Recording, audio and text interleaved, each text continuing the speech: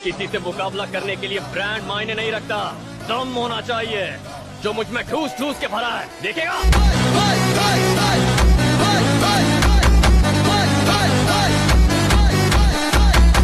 इस बच्चे को किसी ने नदी में छोड़ दिया था। बच्चा बहते हुए तने से टकराकर नदी में गिर जाता है। उसी नदी में एक लोहार अपनी तलवार का परीक्षण कर रहा था। लोहार वहाँ से जाने ही वाला था कि उसे बच्चे की रोने की आवाज आती है। वो जल्दी से भाग कर जाता है और नदी से बच्चे को निकाल लेता है। बच्चा भी लोहार को उसे बचाने के लिए उसे तुरंत धन्यवाद देता है। बच्चे का धन्यवाद देने का तरीका थोड़ा कैजुअल है, इसलिए उल्टी साफ करने के लिए थोड़ा सा सुसु भी कर दिया। लोहार अब उस बच्चे के साथ रोज खेलता, लेकिन वो कोई आम बच्चा नहीं था। उसने 100 किलो का पत्थर अपने हाथों से उठा लिया और उसे लोहार के पैरों में फेंक दिया। फिर लोहार उस बच्चे को अपने घर ले आता है। लोहार की 3 पत्नियां थी, जिसमें से 2 के पास बच्चा था, इसलिए वो तीसरी पत्नी को बच्चे को दे देता है। लेकिन साला भुक्कड़ बच्चा महिला को ही पतला कर देता है। लोहार को समझ ही नहीं आया ये बच्चा है या राक्षस। अगले दिन लोहार जंगल शिकार के लिए गया था, लेकिन तभी उसने पीछे से भालू के दहाड़ने की आवाज सुन ली। लोहार जल्दी से भाग कर जाता है तो हैरान हो जाता है, क्योंकि बच्चा भालू के साथ ऐसे खेल रहा था जैसे भालू उसके चाचा का लड़का हो। दोस्तों, क्या आपको इस मूवी का नाम पता है? कमेंट करके जरूर बताना।